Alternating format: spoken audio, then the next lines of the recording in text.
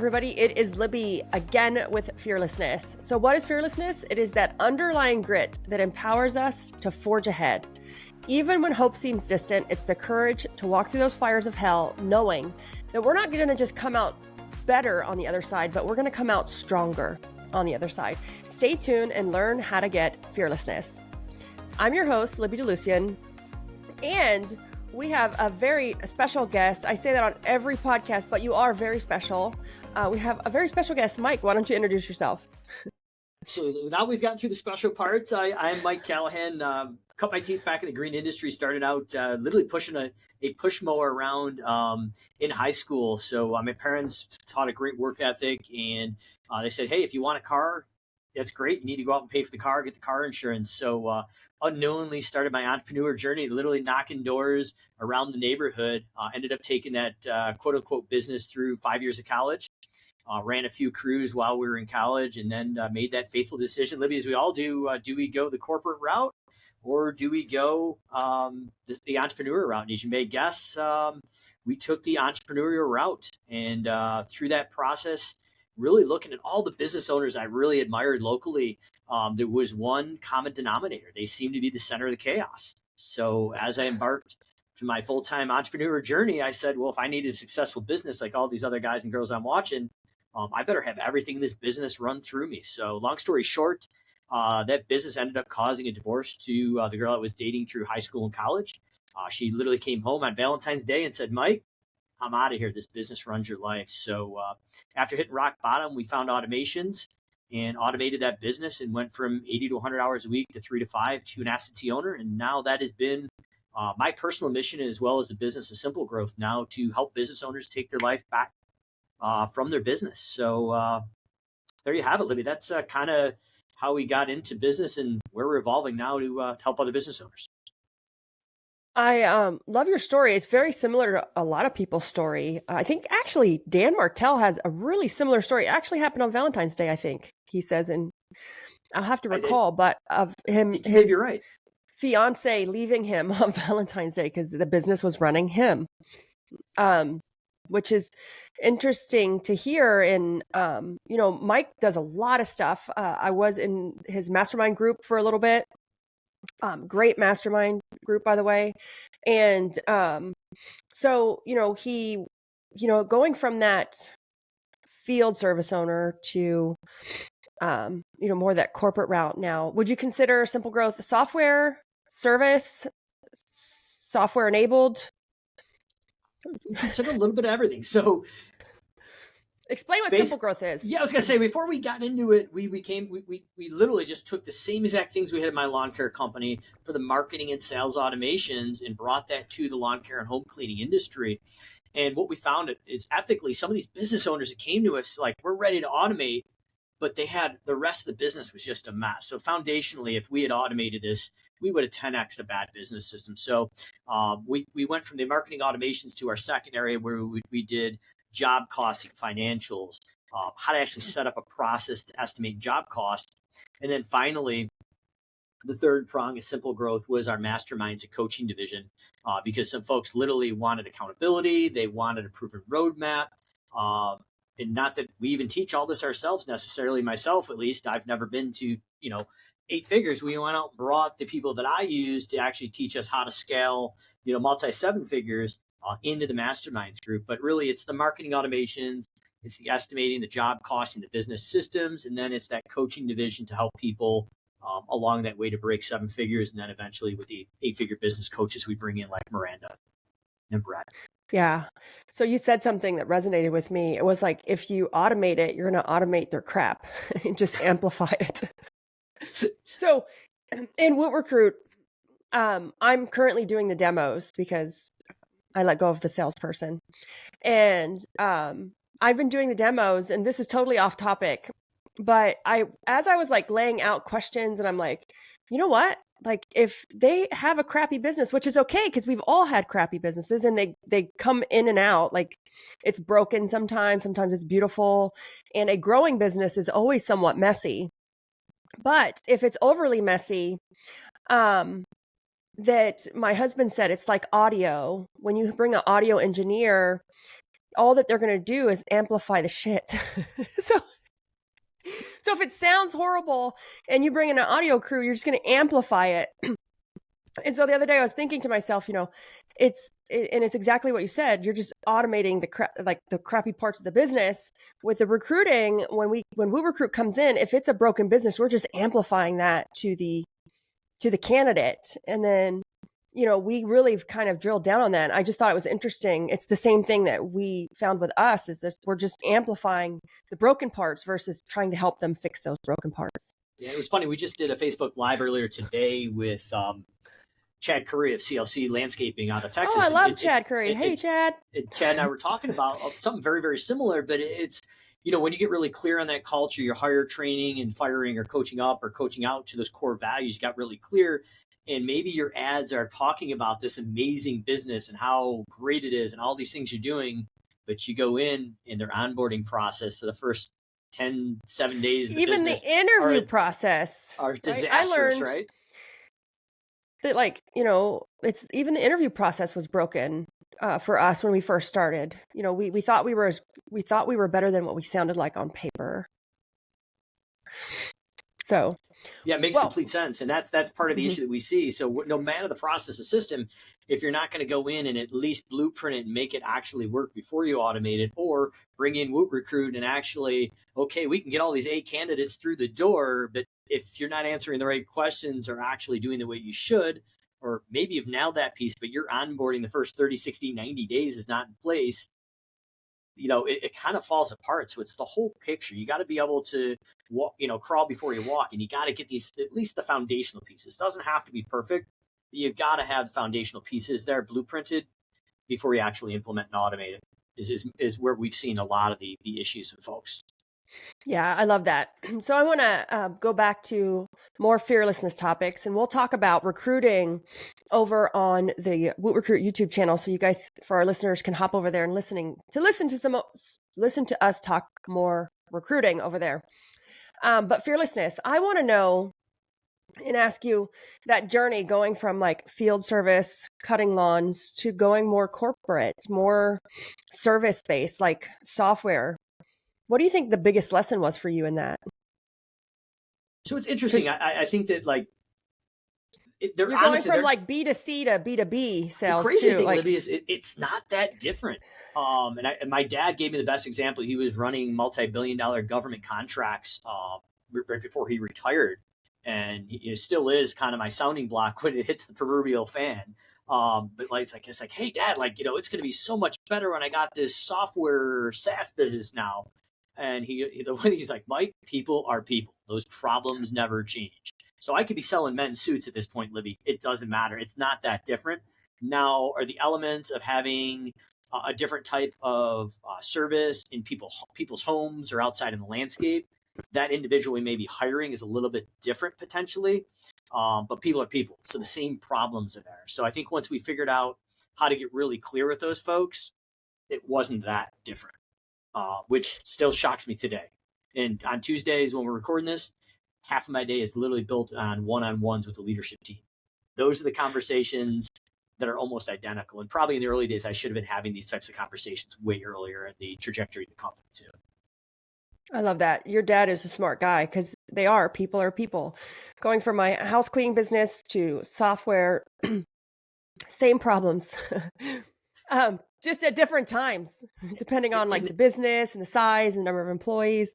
And there may be different levels or types of conversations where my dad was working with PhDs, but some of the issues he was having is the guys and girls weren't showing up on time, or they didn't have time management skills, versus there are guys and girls in the lawn care or the home cleaning industry. But at the end of the day, when you get down to people are people, they just may be, honestly, I had to say politically correct. They may be different levels of conversation based on their job and what they're doing. But when it gets down to the core of it, I think that as long as you can have those people skills and you can have the management skills, that's a differentiator. And it's not just us, but it's as we evolve, our leadership team needs to evolve with the business. And I think that's the other area where it's been different, because if we're growing really quickly, that team needs to evolve quicker.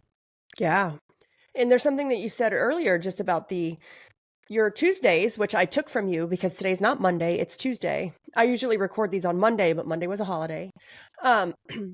that you spend today doing one-to-ones, and it's something that you should have done sooner. Tell me more about, like, what did you learn from doing these one-to-ones? What changed, either for, maybe it was just even for you or your insight versus what changed for the people you were doing one-to-ones with? Yeah, so a lot of times it was mishap. Like we'd run in the office, like, hey, do you need anything? Like Tammy, Christine, Paul, whoever it was in the lawn care office in the early days, it wasn't structured. So now we have a set time that's preserved for them. We have some basic questions that we walk through. It's in a Google Doc or Google Sheet, but the high level of it is like literally, what were you working on last week? What are you working on this week? What are the roadblocks or things that you need help with? Is there things you need support from myself or somebody else on the team? And just literally some kudos, like who on the team is doing a great job if you want to give them a shout out. There's one or two other nuances, but on like a 40,000 square foot view, it just sets a conversation. The second level of that is when I first implemented this stuff, I would be going through and sharing the screen and walking through and typing it out. Now the team member literally shows up to the call with it filled out, very similar to our big three methodology or the evergreen metrics we're looking at in the business, but it's almost like a stoplight, Libby. So it's red, yellow, and green. If it's yellow, the team now is actually coming in with plans or solutions how to fix the issue, because nobody likes to show up when they're in the yellow or green or the yellow or red area. But now, since we've kind of evolved this over the last 12 to 18 months, the leadership team's coming up with solutions and plans to fix it. So it's not laying on me as the business owner. They're saying, Mike, this is the things we suggest we should do. Dan Martell, you mentioned before. I think he calls it the 131. 131. Yeah. We use 131. Yeah. Yeah. So basically, they're coming in with 3 solutions potentially, and then they're picking the one. But now when they come in with that methodology, now I'm just there to give them the resources, the support they need. So if you haven't read Dan Martell's book on time management, absolute just gem. But some of the stuff we cherry picked from that book as well has been incorporated in those one-on-ones. Oh, it's one of my favorite books. I have a little secret. I'm writing a book right now, and the writer of that book, the ghostwriter, is writing my book. Awesome. The writer of Buy Back Your Time, because Dan didn't actually write it. It was through a series of interviews. And so I'm doing the same thing because I'm in Dan's mastermind group. So he gave me the name of the writer, and the writer, he was like, Libby, how somebody goes like, how does how do you say his last name? Quentin Tarantino? Yeah. Make such great movies. And he's like, because he goes out and he only works with the best actors out there.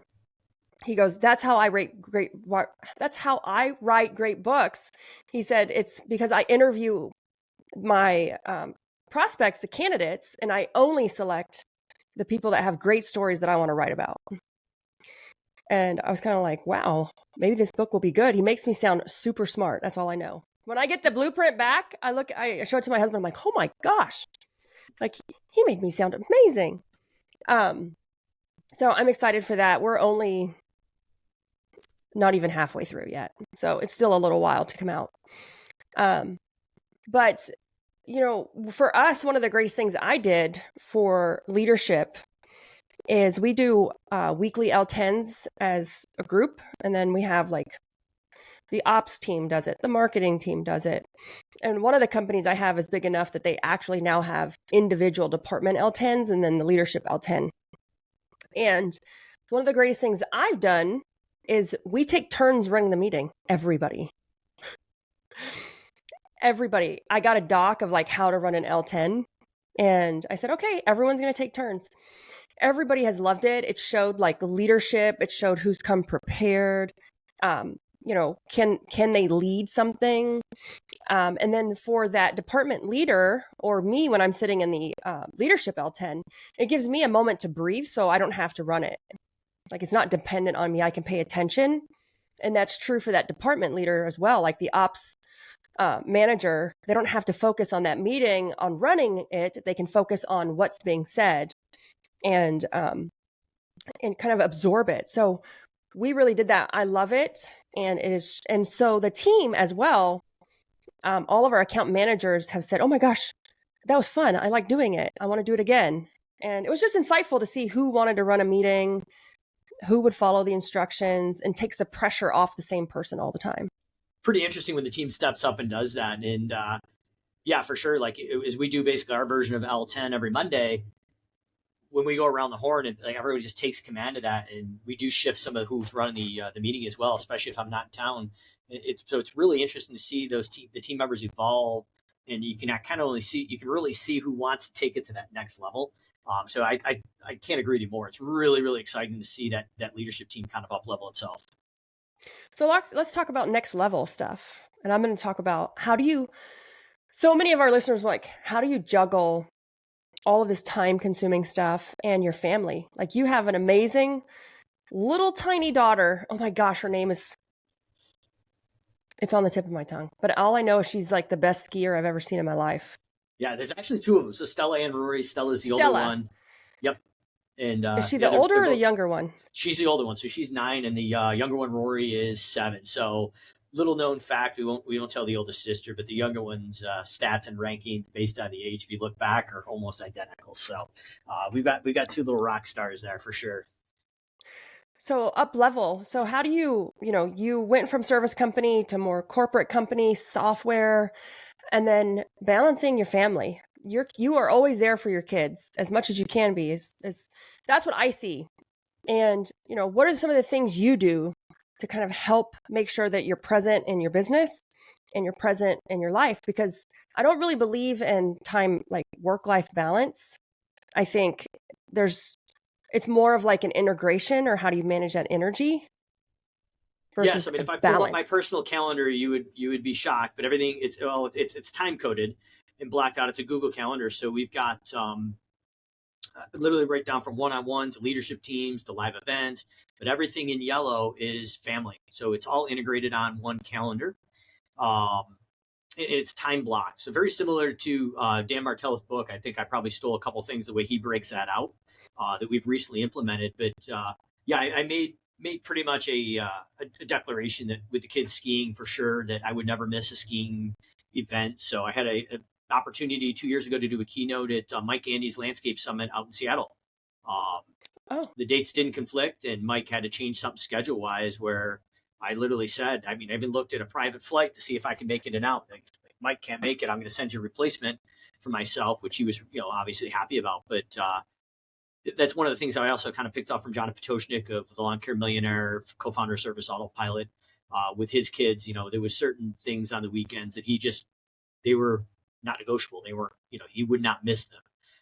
So that's kind of the setup that I did. Now there may be an occasional baseball game or, dance practice I might miss, but yeah, the idea is I really am trying to block that out, and I'm really trying to stick to that. The lessons learned through that first relationship were really, really hard. So obviously you don't want to make that same mistake twice. So that's been the process. My wife's obviously very flexible. We have open communication about some of the traveling. I don't know how you do it with yourself. I respect that you do it. I just personally cannot travel any more than I personally am, more than like once or twice a quarter. But yeah, that's the idea is, family's got to come first. And I think that's some of the thing too, that resonates at least through Simple Growth's team. Virginia, Kiana, a couple of the other folks on the team. Josh just had a child in the last 12 months. But we build the flexibility in our team as well. That's kind of, it's not necessarily a core value, but it's kind of how we live and breathe. So everybody has that flexibility when they need it. So I don't know if that answers the question, but yeah, I mean, it's top of frame of mind, everything I do. And my assistant Andrea now has a direct line with my wife, which I don't know in retrospect if that was a great move, because I think they talk more than I do with my assistant. But their communication, like, hey, do the kids have any baseball games this week, or do we have ski practice, or what's going on? So she's constantly communicating with my wife as well, because that's one of, as I get going, like I'm not thinking about this stuff. So I'm like, hey, Andrea, talk to Sarah, which is my wife, and flush this out, make sure it's good. And if the three of us got to get on a quick call, we'll do it. But I put that safeguard in to help respect my time as well. Now she's my advocate to make sure I'm following through on my responsibilities. And I love that. Marilyn, my assistant, she has a direct line with Chris as well to just confirm or ask certain things if she can't find something. But I think that the fact that you have people helping you protect your time and really being intentional is something that probably when we're smaller or we just haven't gotten there yet, we don't really see the value in that. If for our listeners, and that's the one thing like Dan Martell will push you on, is if you don't have an assistant and you're a business owner, you need to get one. And now with like outsourcing or even VAs, you could afford one to really help you get back some of that time and be intentional. One. So Lori, we all don't think we needed one. So I'm in this group, right? It's the software group, and they put us in cohorts. And it was Paul Fasthauer, my ex-partner of WootRecruit, was in the group with me, and so was Chris, who was my husband, but also our CTO. And there was like 4 other people in this cohort, and it's a SaaS cohort. And I said something, and we meet every other week. And I said something about an assistant, and they said, "Oh my God, for the love of God, will you just go get an assistant? You've been complaining about this for 3 months and you've done nothing about it." And I just kind of said to myself, I was like, oh crap. Like, because I didn't think I needed one. I didn't think I deserved one, right? There's that, like, I don't need an assistant. Who am I? Like, you don't need one. You don't deserve one. You can't afford one. Like, I don't have enough stuff going on that they would have anything to do. And like, that's so far from the truth. Even if you're at like a $500,000 business, because between your life and your work, there's so much that can be helped and scheduled so that you can have some time back. Like, I don't know if you struggle with that. You don't think you need game one changer. or kind of yeah, so Lori on our team, who's been around since day one of Simple Growth pretty much within the first year. Crazy story for another podcast. But yeah, like Lori was like, before she retired, was like, "Mike, you need assistance." I'm like, God, like I can handle it. I don't need it. There's not enough, like everything you just said. And lo and behold, like Andrea is busy. Like she is definitely busy. But it's been a game changer because like if I'm driving down the road and I think of something within working hours, and obviously I think that's the biggest thing. If you're getting a personal assistant, Andrea, I'm sorry if you're watching, but I do try to respect her personal time as much as possible. It might be 5:05 or 5:15 sometimes, but obviously you got it within their to be respectful of their time. But yeah, I mean, if I'm driving down the road, picking the kids up, there's certain things that are running through my head, and I could just call and kind of mind dump on her, and the next day it's sitting there, or she's just already executed on it. And it's a game changer. Absolutely. Same thing with Marilyn. I'll message her in Slack or voice message her because I'm not a typer. And I'll just say like, this is for Monday. I know it's Sunday right now. Don't listen to this. Like, listen to it on Monday. Because we train everyone to like snooze Slack during non-business hours. But I think that, for me, someone had asked me this question, like, what were the pivotal moments that your businesses went through? And it's so funny because I know exactly what they are, the 3 of them, and they have nothing to do with the business. It was for Organize It when I allowed, actually it helped WootRecruit too, but when I allowed the cleaners to clean my own house and I stopped cleaning was one. I got that time back. I didn't have to worry about it. And I'm such an addict now that I have my house cleaned twice a week. I know. I'm like, what is this huge line item for discounts? They're like, that's your house. I was like, oh, never mind. Angelica's coming to clean my place tomorrow. I don't know about twice a week though. The second one was when I got an assistant. It changed everything because I was so focused on, okay, I'm getting this time back. What am I going to do with myself to like up level? I can't just go sit on the couch and eat potato chips. And then the third one was when I got a house. Well, Dan calls them a house manager. I just called mine a house helper. A house helper, which helped me around the house, cooked. Oh my God, it was amazing. Cooked. They don't have to clean because the cleaner cleans, but it's all the things in between, taking kids, driving them. It was all the things for me as a mom that stressed me out and that I had to take care of that took my attention or bandwidth away from the company. Yeah, love it. That third one I'm working on. We're almost there. So that's probably the next one. But it's coming right around the corner. Yeah. So I didn't want to go with a full blown house manager because I'm like, well, wait a minute. Like, I went with just like a house helper. I got a senior in high school because they only go like half days. They wanted to learn. It didn't cost me a fortune, although I paid them well.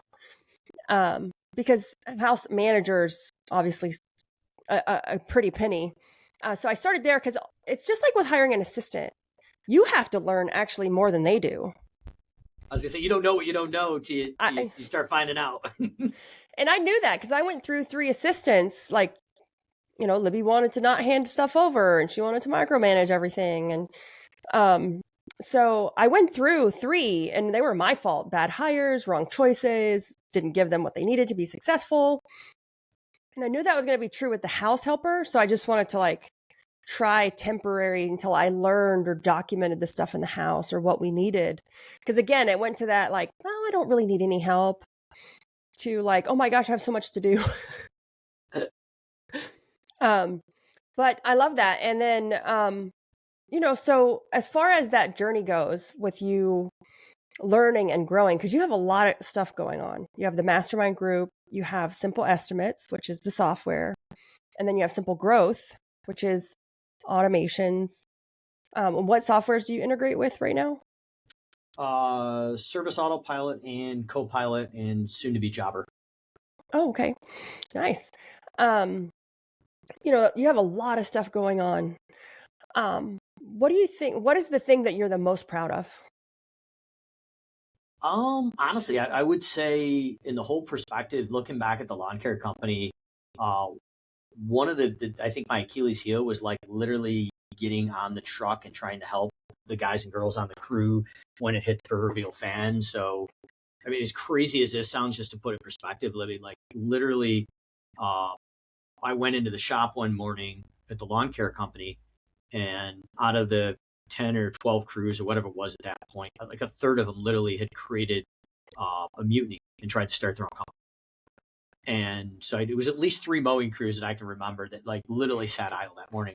So instead of literally going back to the office and working about this virtual bench that we talked about and we had built, and I probably could have went and rebuilt those crews, maybe not perfect, but within a day or two, right?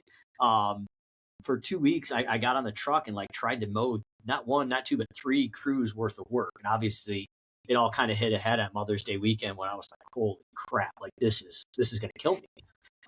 So I got to fix this. But I think that the most thing that I'm proud of now is that I've gotten out of that mindset, and we just get back to the basics and set the strategy and fulfill whatever that gap is. So we just replaced our marketing person, and instead of going in and being the marketing person, we're filling that gap and bringing in that person. So I guess that's it. Just not jumping in and try to put the fire up, but actually be strategic. Yeah, I love that topic on the mutiny part, and you had to go back into the field. What did it feel like when I've had somebody steal customers and not show up. But what did it feel like when you found out that? Yeah, obviously it felt betrayed. They found out within a week or two that we'd I gutted them, literally. I went out and found out who they tried to take, and I took care of it. They were out of business within a week or two. After I got the handle on it. But yeah, it was I was betrayed, and it was, I took it personal. So you probably don't want to cross me and Mike. I think we were a little crazy. It's not a good idea. I don't get mad. I just get even. Yeah. So yes, I took it very personal. It was a personal attack on the family. It was a personal attack on the team. And, we ended up putting them out of business within a week or two, but it was, after I got off the truck.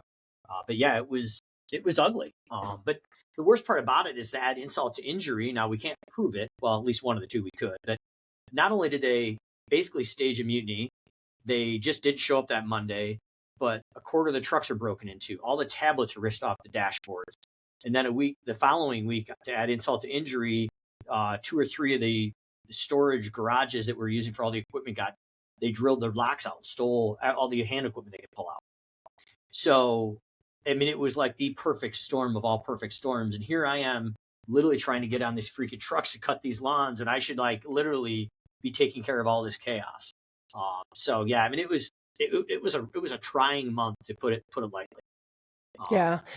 I posted something on Facebook the other day because with this holiday weekend that just passed, Memorial Day just passed, and it's a busy season for even mowing and house cleaning and vacation rentals. And so many people I see disappointed in themselves because for some reason they had to go back in the field. And I posted on Facebook a picture of me because I had just had to go back in the field for the first time ever in 2 years. I had to go to a customer's house, And, I posted that it's not shameful or a sign of failure that you have to go back and that you have to go and cover something that you have once handed off. Right? It's stages and signs of growth. And sometimes they don't work out. I had to go back in the field because I didn't have a process built for this.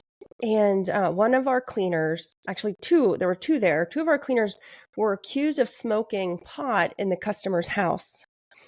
And the customer was irate. And, I could have just told my office, you handle it.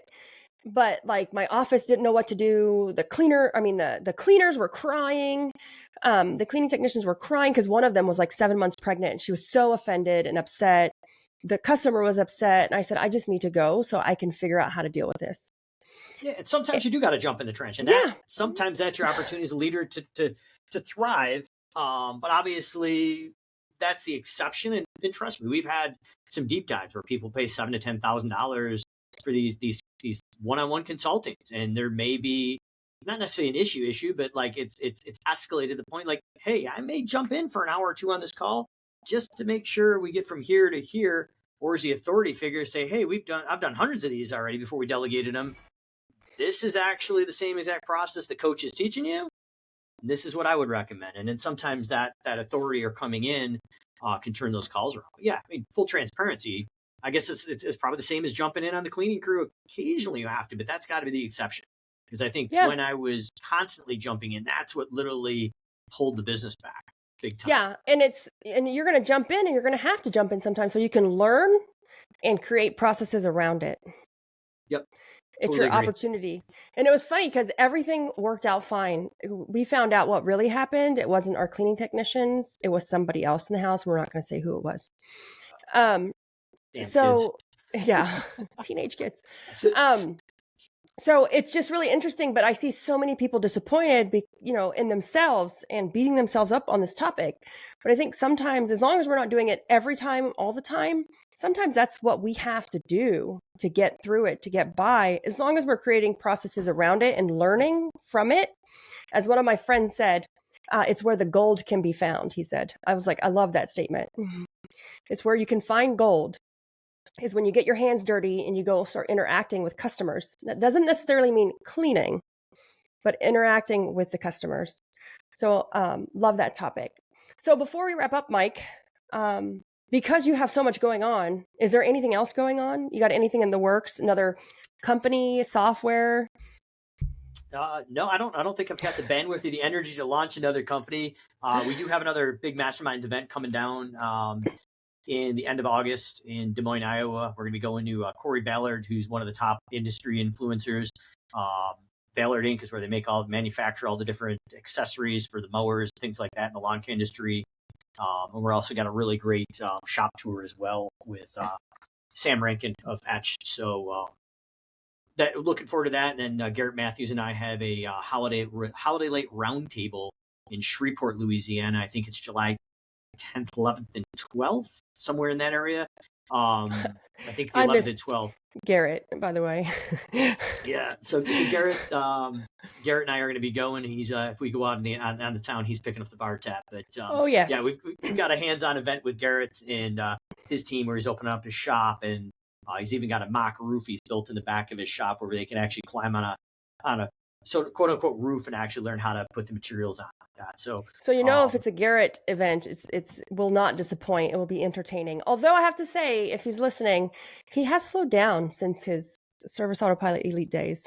Which is disappointing, but we did put it in the waiver that we will not pay his bail if he does get arrested at the after hours event. I know. I'm like, man, he grew up. Maybe he just got older. Who knows? Who knows? So, Mike, I want to thank you for being a guest on the Fearlessness Podcast. And for our listeners, that's a wrap into the heart of fearlessness. If you want to find more episodes like this one, you can find them on thefearlessness.com or libbyd.com. Remember, every step we take is a move towards our own strength and courage. Keep walking through those fires because on the other side lies a version of yourself that's unstoppable. I'm Libby, reminding you to embrace your fearlessness. Until next time, stay brave, stay bold, and keep pushing forward.